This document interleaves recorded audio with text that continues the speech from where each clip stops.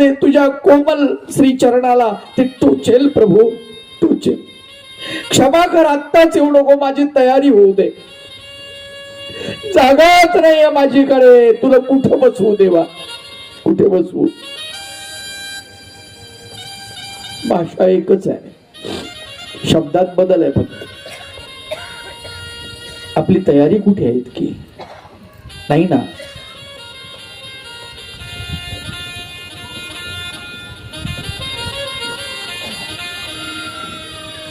सातव्यांदा देवकी गर्भवती राहिलेली आहे. तिला तर असं वाटलं आपण खूप अपराधी आहोत. बाळाला मारण्यासाठी आपण जन्माला घालत आहोत, खरे पापी आपणच आहोत. आणि एक लक्षात घ्या, जोपर्यंत आपण आपल्याला कोसत नाही, दोष देत नाही, आपण आपल्याला आपल्या चित्ताच्या आरशामध्ये पाहत नाही, तोपर्यंत परमेश्वरही आपल्याकडे पाहत नाही, नाही पाहत. सातव्यांदा देवकी गर्भवती राहिली. 9 महिने पूर्ण झालेले, 9 दिवस बाकी राहिलेले. अचानक पोटातला गर्भ गायब झाला.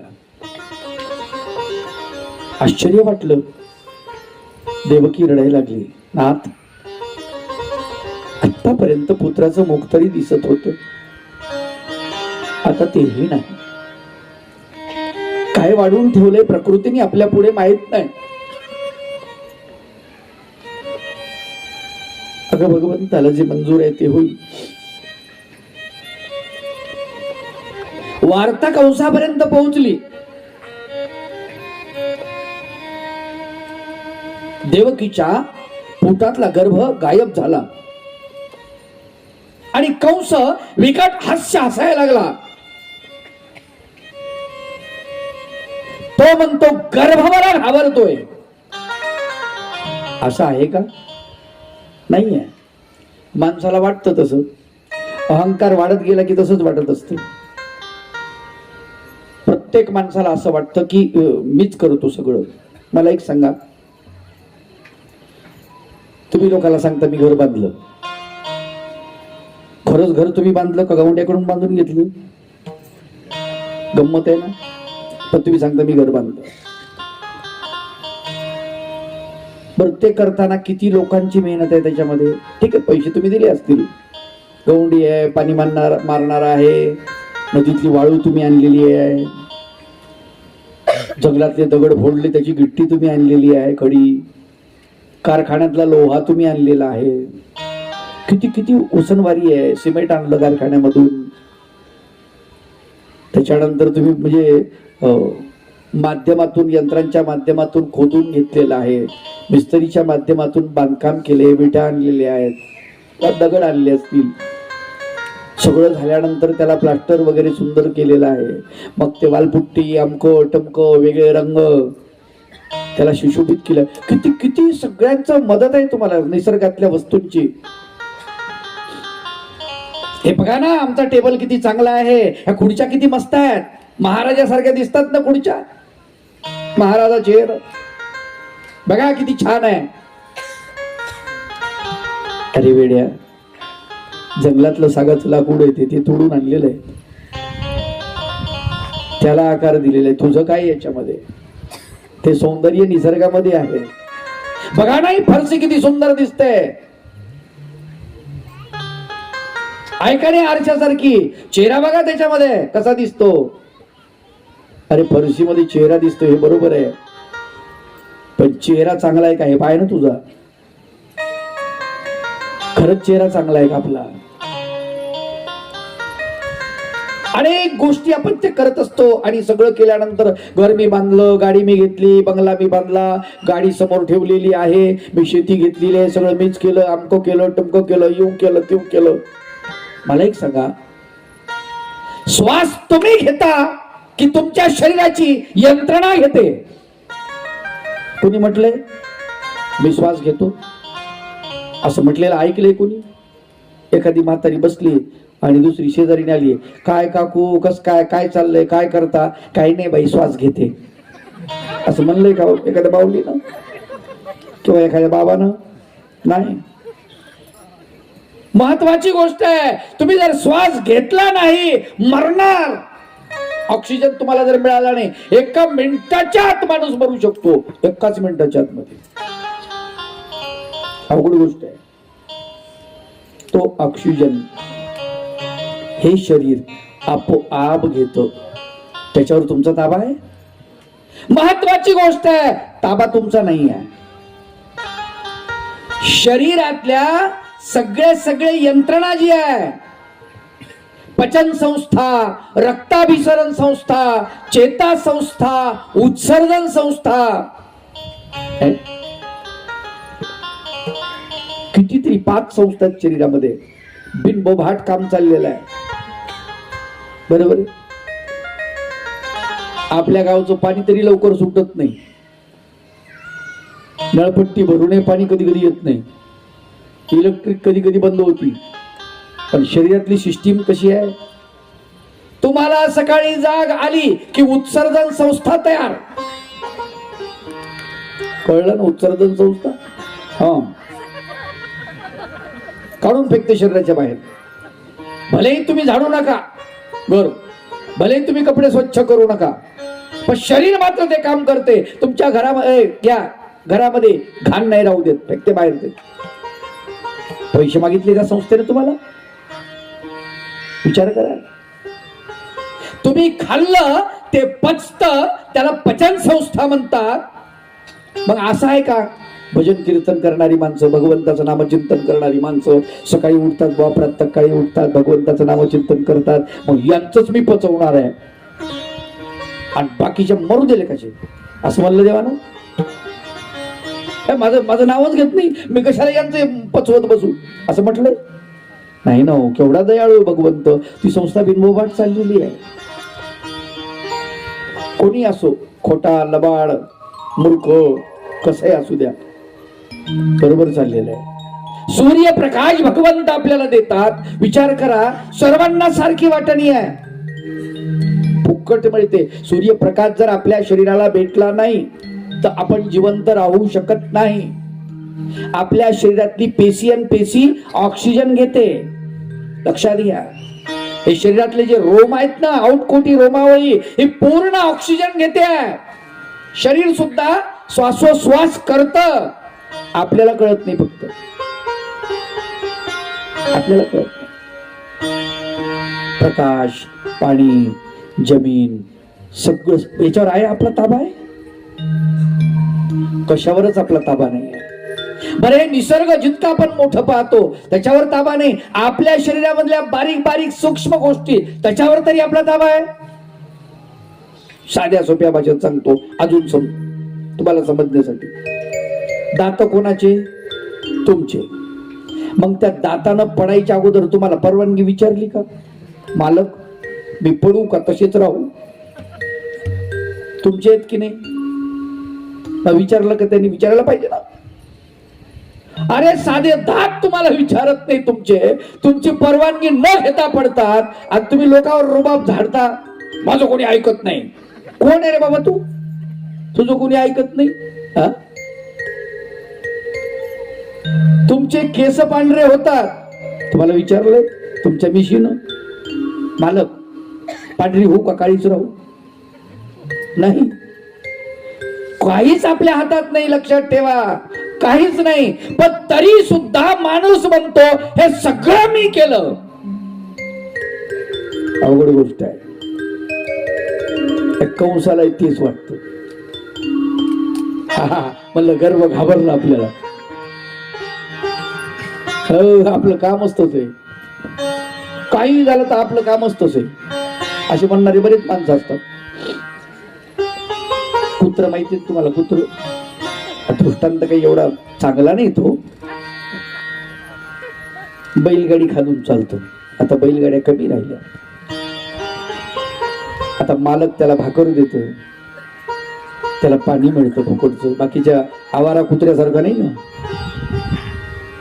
मग ते खालून चालतं असं, गाडी चालली म्हणजे दुसरे कुत्रे धावत आले ना, आता याला संरक्षण आहे पाक, चाकाचं संरक्षण आहे, पुरून बैलाच्या पायाचं संरक्षण आहे. दुसरं कुत्र याच्यावरती कधीच झडप घालू शकत नाही. वरी मालक बसलेला आहे, पण हे तिथून गुरगुर करतो दुसऱ्या कुत्र्यावर, गुर्र गुर्र. माणसाचं बी असंच आहे.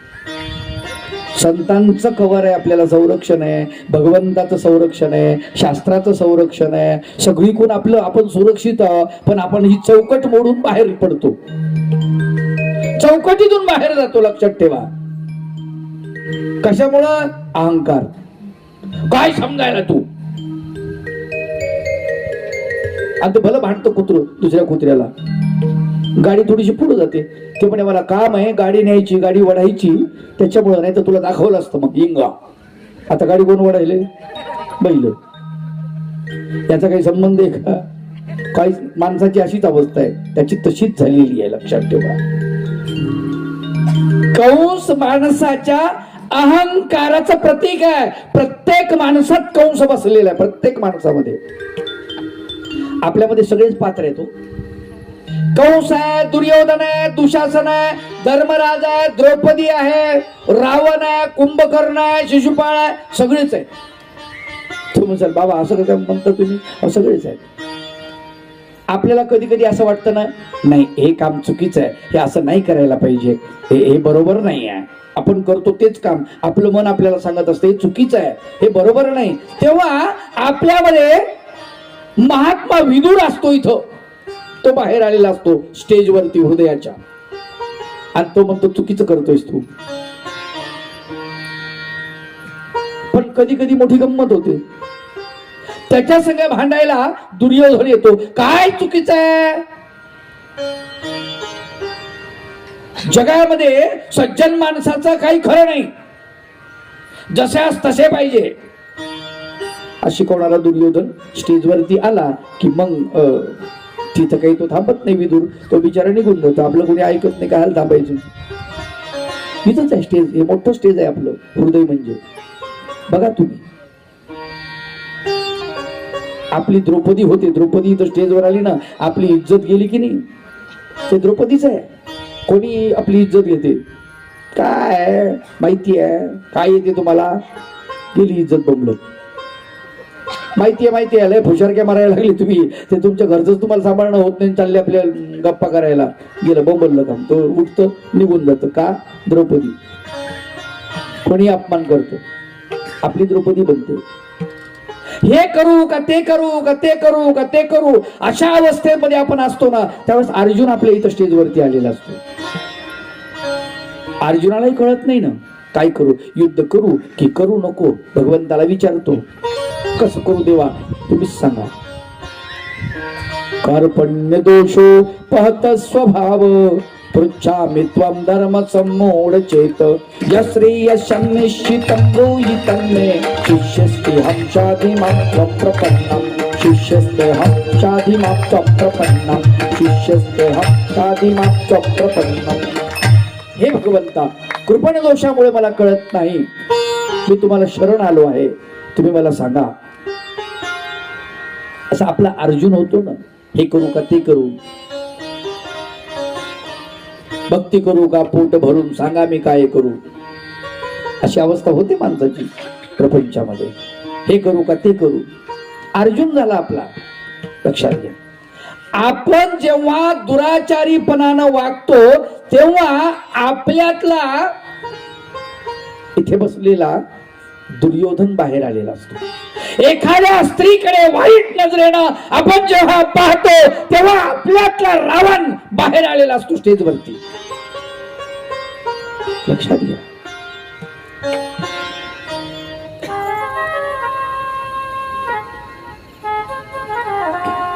दुसऱ्याचं चांगलं चाललेलं बरं वाटत नाही तेव्हा आपण चुगली करतो, वाईट सल्ला देतो. त्यावेळेला आपल्यातली मंतरा जागृत झालेली असते, ती स्टेजवरती आलेली असते.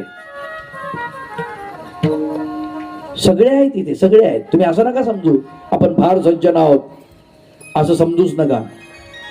तुम्हाला सांगतो, स्वतःला तपासायचं असेल ना, एकच काम करायचं, प्रयोगशील व्हायला पाहिजे माणसाने. एकच काम करायचं, सकाळी सकाळी उठल्यानंतर बाथरूम मध्ये तुम्ही एकटे असता, बाथरूम मध्ये आरशात बघायचं, खरंच आरशात बघून आपल्या चेहऱ्याला आपण विचारायचं, खरंच तुझ्यात माणुसकी आहे का? खरंच तू सत्यवादी आहेस का?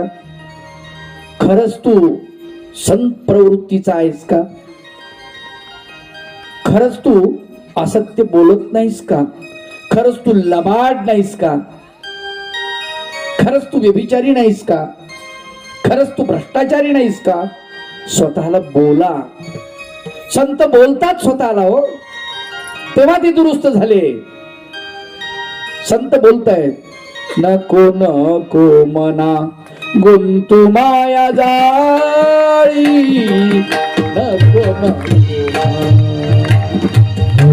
नको रे मना गुंतू माया जाळी, नको नको रे मना गुंतू माया जाळी. काळ आला जवळी, काळ आला जवळी ग्रासाया, नको नको रे मना गुंतू माया जाळी, नको नको रे मना गुंतू माया जाळी. काळ आला जवळी, काळ आला जवळी ग्रासाया, नको नको रे मना गुंतू माया जाळी, नको नको रे मना.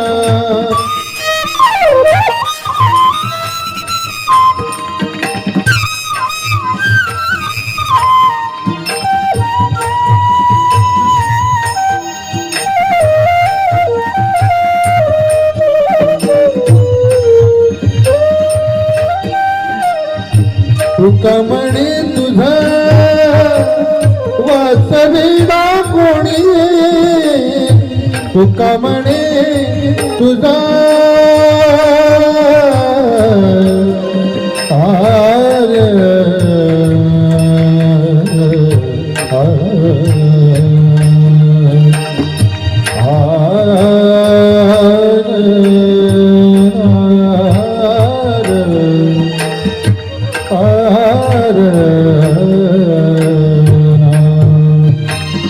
तुका म्हणे तुझा वाचविला कोणी, एका चक्र पाणी, एका चक्र पाणी वाचोनिया, नको नको रे मना गुंतू माया जाळी, नको नको रे मना गुंतू माया जाळी. काळ आला जवळी, काळ आला जवळी ग्रासाया,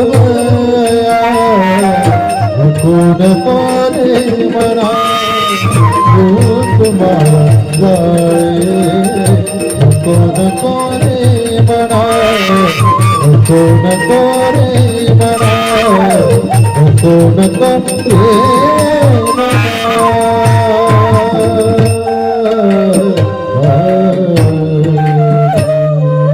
स्वतःशी बोलावं लागतं, स्वतःशी संवाद साधावा लागतो, तेव्हाच आपले दोष आपल्याला दिसतात, अन्यथा दिसत नाही. अहंकाराने चूर झालेला, अहंकाराने धुंद झालेला कंस, त्याला कळतच नाही या मुळामध्ये आपण काय करतोय हेच समजत नाही. बरं, या जगामध्ये अमर कोणीच नाही ना, मृत्यू अटळ आहे. भारत आंबेंची फार सुंदर कविता आहे, माहिती आहे सर्वांना. ते म्हणतात, रामकृष्ण ही आले गेले त्या होणी जग का ओसाची पडले, होईल काही का अंतराय मी जाता राहील कार्यकार. सूर्य तळपतील, चंद्र झळकतील, तारे आपुला क्रम आचरतील, सगळं सगळं व्यवस्थित राहणार आहे, काहीच बदल होणार नाही. आपण गेलो म्हणजे काही फरक पडत नाही. बघा तुम्हाला असं माझ्या वाचून काहीच नाही, गायी माझ्याशिवाय दूध देत नाही, मसी माझ्या एकाला म्हटलं पदयात्रेत जा, मार्गात जा, भेट होईल साधू संतांची, आचरण आपलं होईल थोडंफार, साधू संतांच्या आचरणानं आपण दुरुस्त होऊ शकतो, देवदेव पूजा होईल, संतांचं दर्शन होईल. नाही काही पोथी कळली पण कानावर तर पडल, वरून जाऊ द्या डोक्याहून जाऊ द्या ना, पण तिथं तुम्हाला गाणे तर ऐकू येणार नाही तमाशातले, तुम्हाला स्तोत्र ऐकायला मिळतील. नाही समजले तरी हरकत नाही. कुठं कळतंय आम्हाला स्तोत्र? कुठं? बऱ्याच लोकांना पाठ आहे ना दत्तात्रय गोल, माहितीये का? मग कळतंय का? ते नाही कळत, नका का कळू दे ना, पण येतही ना, कानावर तर पडतंय ना, चांगली गोष्ट आहे ना ती. काही गोष्टी कळण्यासाठी जन्म लागून जातात, ठीक आहे, आपला अधिकार नाही असं समजा, पण ऐकायला काय अडचण आहे? त्यांना म्हणलं जावं कुठेतरी मार्गात, वर्षातून 10 दिवस 15 दिवस एखाद्या मार्गात जाऊन सेवा करावी, सरपण फोडावं, झाडून काढावं, तिथल्या झाडांची कटई करावी. आपण ग्रस्त आहोत, जेवढी सेवा आपल्याच्यानं जमली तेवढी करावी.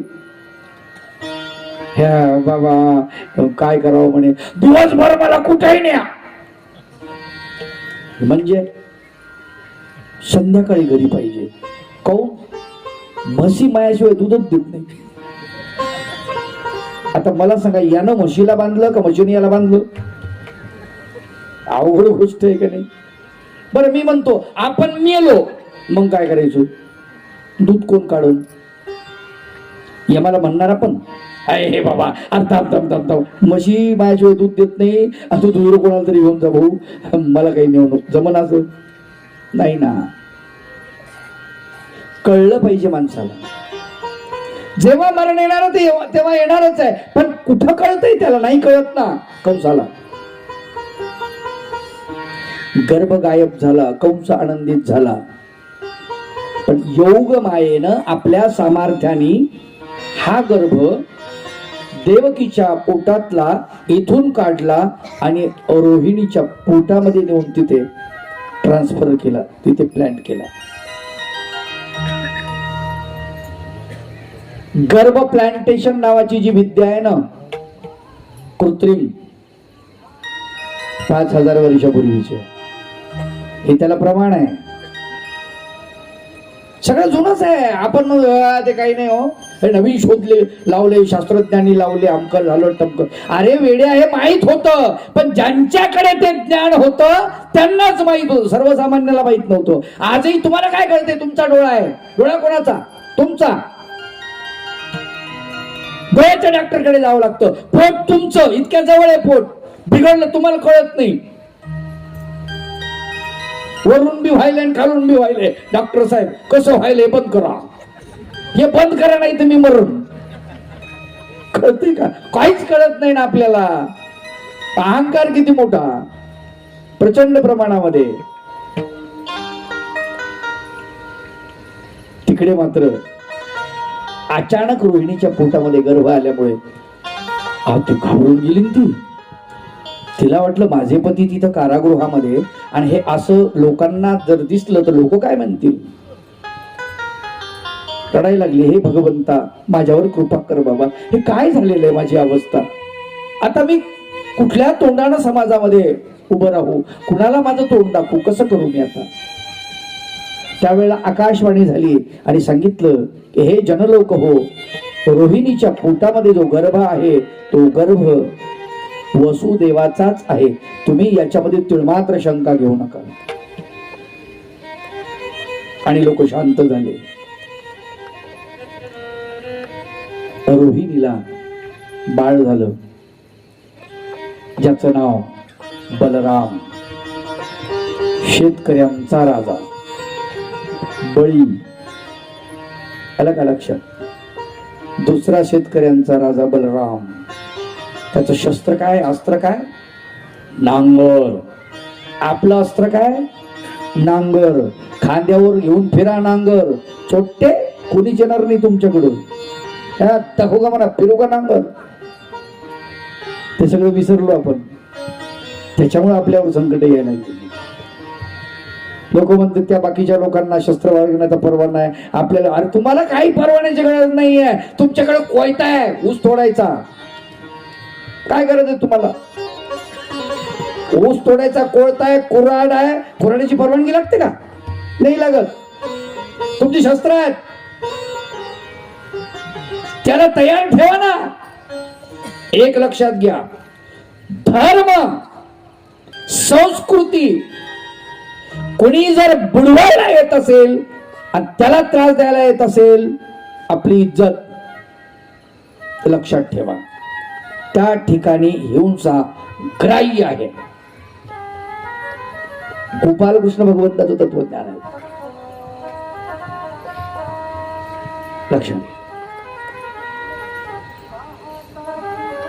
परब्रह्म परमेश्वर भगवान गोपालकृष्ण अर्जुनाला तेच शिकवतात, कारण आज्ञा आहे त्या हिंसेला. स्वामी चक्रधर महाराजांनी थोडं वेगळं तंत्र सांगितलेलं आहे. ते म्हटले भांडणं होत आहेत ना, मग आपण या उपद्रव उठी, आपल्याला त्रास होतो, तयाचा असंबंध कीजे, बाजूला होऊन जा. सोपं जर होत असेल तर बाजूला व्हा. तेवढ्यात जर भागतंय ना, चांगली गोष्ट आहे. बगर भांडणानं जर समजा चांगलं होतंय, चांगली गोष्ट आहे ना. हा एक उपाय आहे, तो एक उपाय. कोण्या याच्यात बसायचं आपल्याला तुम्ही ठरवा. इकडे 8व्यांदा देवकी गर्भवती राहिलेली आहे. आता मात्र तिच्या चेहऱ्यावरती प्रचंड तेज आलेला आहे. योग मायेनं सगळी तयारी केलेली आहे. अगोदर तुझ्या आनंदाला आले से उधान, मनोनी दुकान मांडिये, मनोनी दुकान मांडिये, मनोनी दुकान मांडिये.